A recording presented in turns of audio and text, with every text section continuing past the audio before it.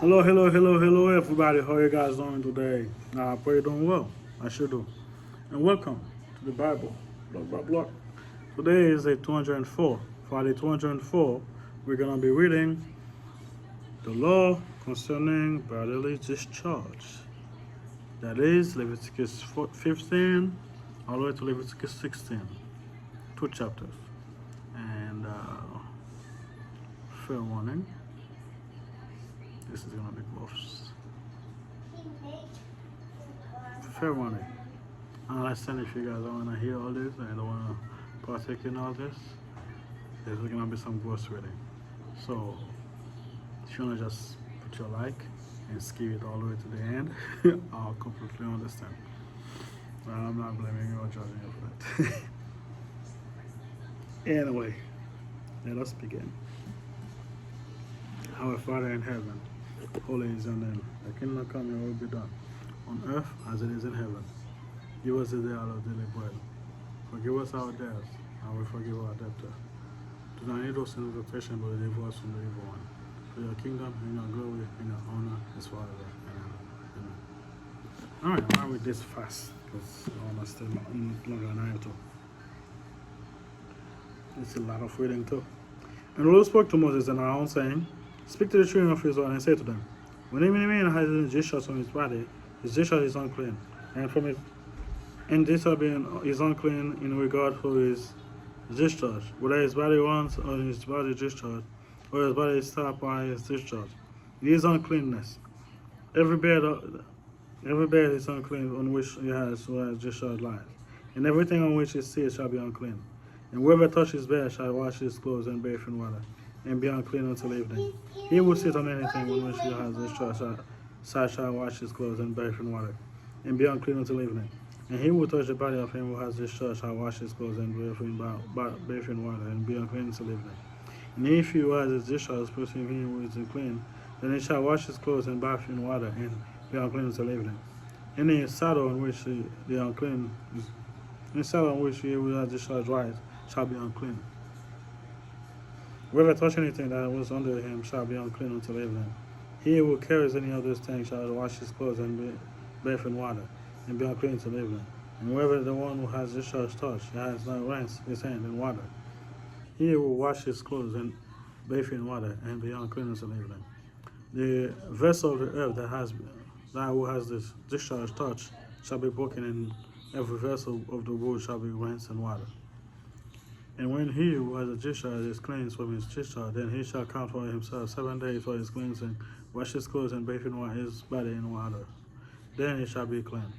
On the 8th day he shall take for himself 2 turtle doves and 2 young pigeons, and come before the Lord to the door of the tabernacles of meeting, and give them to the priest. And the priest shall offer them, the one as a sin offering, and the other as a burnt offering. So the priest shall make atonement for him before the Lord because of his discharge. If any man has an emission of semen, that he shall wash all his body in water, and be unclean until evening. And any garment, any leather of which there is semen, it shall be washed with water, and be unclean until evening. Also, when a woman lie with a man, and there is emission of semen, they shall both bathe in water, and be unclean until evening. If a woman has a discharge, and is discharged from her body is blood, it shall be set apart for 7 days, and whoever touches her shall be unclean until evening. Everything that shall lie in or therein of impurity shall be unclean. Also, everything that she sits on shall be unclean. Whoever touch her bed shall wash his clothes and be bathed in water, and be unclean until evening. And whoever touch anything that she sat on shall wash his clothes and bathe in water, and be unclean until evening. If anything is on her bed, or anything on which she sits, when she touch it, it shall be unclean until evening. If any man lies with her alone, so that her impurity is on him, it shall be unclean for 7 days, and every bed on which he lies shall be unclean. If a woman has a discharge of blood for many days, other than the time of her customary impurity, or if it's one before her usual time of impurity, all the day of her unclean discharge shall be as the day of her customary impurity, she shall be unclean. Every bed on which she lies, or all the day of her discharge shall be to her as the bed of her impurity, and whatever she sits on shall be unclean, as the cleansing of her impurity. Whoever touches those things shall be unclean. He shall wash his clothes and bathe in water and be unclean until evening. But if she is cleansed of her discharge, then she shall account for herself 7 days, and after that she shall be clean. And on the 8th day she shall take for herself 2 turtle doves or 2 young pigeons, and bring them to the priest, the door of the tabernacles of meeting. Then the priest shall offer one for the sin offering, and the other as a burnt offering. And the priest shall take and the priest shall make atonement for her before the Lord, for the discharge of her uncleanness. Thus you shall separate the children of Israel from their uncleanness, unless they die in his uncleanness when they defile the tabernacles that is among them. This is the law of the woman for discharge. And for him, any semen is unclean thereby, and for her who is imposing for a custom impurity, and for one who has discharged, either man or woman, for him who lies with her who is unclean. Before we go to chapter 16, let's take a little break from all this nastiness. And let's do a little transition, The Day of Atonement. The discussion of the Day of Atonement, the most sacred event in the year, appear in Leviticus 16 and also in Leviticus 22, post-biblical.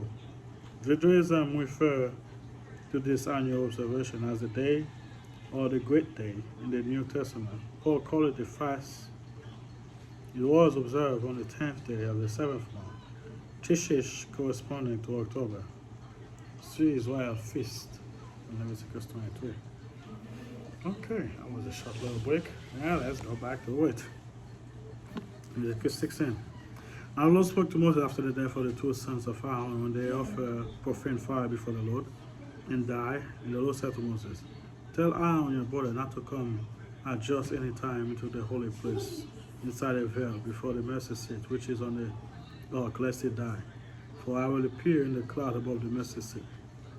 Thus Aaron shall come into the holy place with the blood of the young bull as a sin offering and ram as a burnt offering.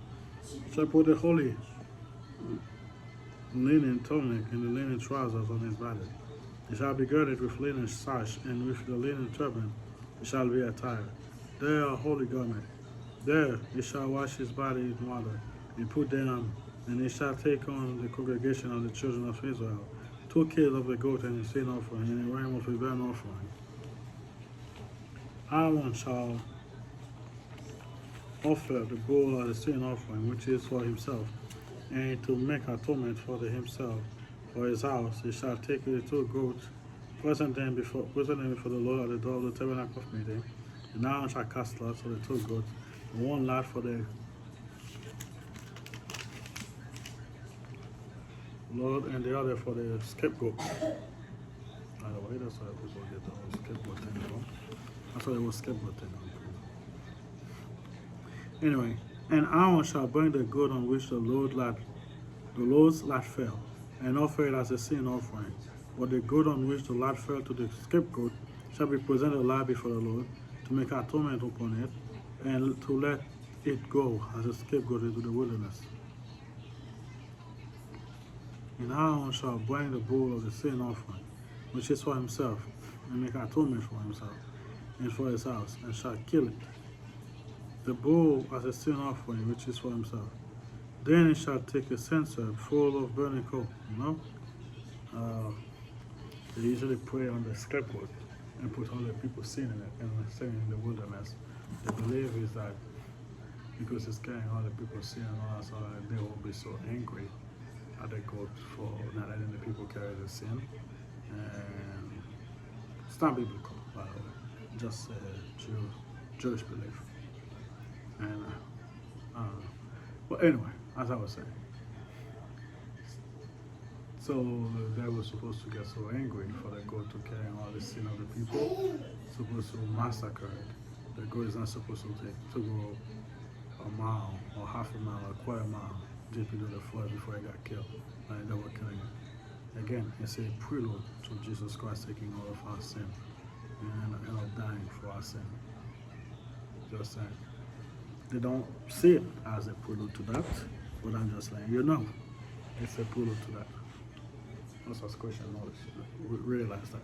That's what it is. Anyway, let's keep going. Of the fire from the altar before the Lord, which is in the hand of full of sweet incense, between fire and bringing it inside the veil. And he shall put an incense on the fire before the Lord. And the cloud of incense may cover the mercy seat that is on the testimony, lest it die. He shall take some of the blood of the bull and sprinkle it with fine fingers on the mercy seat on the east side before the mercy seat, and he shall sprinkle some of the blood with his finger 7 times. Then he shall kill the goat of the sin offering, which is of the people. Bring his blood inside the veil, do with that blood as he did with the blood of the bull, and sprinkle it on the mercy seat and before the mercy seat.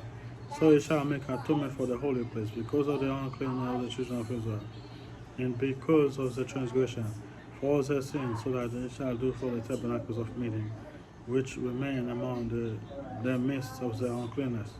There shall be no man in the tabernacles of meeting where he goes into the atonement in the holy place until he comes out. Then he may make atonement for himself, for his household, and for the assembly of Israel. And he shall go out to the altar that is before the Lord, and make atonement for it, and shall take some of the blood of the bull and some of the blood of the goat, and put it on the horn of the altar all around. Then he shall sprinkle some of the blood on it with his finger. Then the time cleanse it and consecrate it from the uncleanness of the children of Israel. Yes, when he has made an end of the atonement. Yes.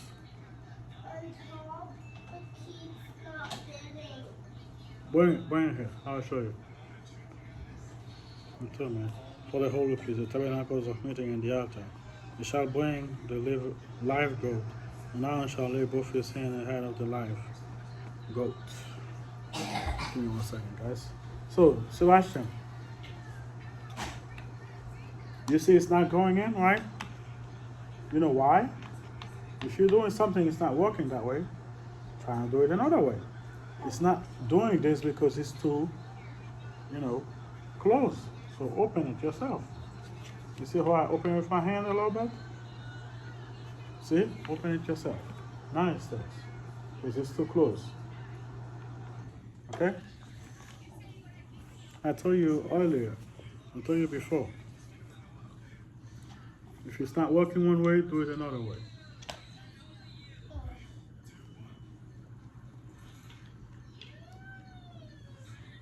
Alright.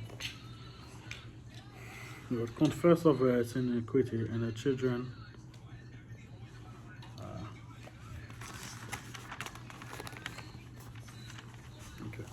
confess over every iniquity, and the children of Israel, and all their transgressions concerning all their sin, putting them on the head of the goat, and shall send it away into the wilderness by the hand of the several men. And the goat shall bear it on itself, all their iniquity to an inhabitable land, and he shall release the goat in the wilderness. Then Aaron shall come into the tabernacles of meeting, shall take off the linen garment, which he put on when he went into the holy place, and shall leave them there. And he shall wash his body with water in the holy place, and put his garment come out of his burnt offering on the burnt offering to the people, and make atonement for himself and for the people. Defile the sin offering and shall burn on the altar. And he will release the goat as a scapegoat, shall wash his clothes and bathe his body in water. And afterward he may come into the camp. The bull for the sin offering and the goat for the sin offering, whose blood was brought into the atonement of the holy place, shall be carried outside the camp, and they shall burn in the fire the skins, the flesh and the offal. Then he will burn them, shall wash his clothes and bathe his body in water, and afterward he may come into the camp. This shall be a statute forever for you. In the same month, on the 10th day of the month, you shall afflict your soul. Do not work at all, whether not native or your own country or transgressor, who dwells among you. For on that day the priest shall make atonement for you, to cleanse you, that you may be clean from all your sins before the Lord. It is a Sabbath of solemn rest for you. And if you shall afflict your soul, it is statutes forever.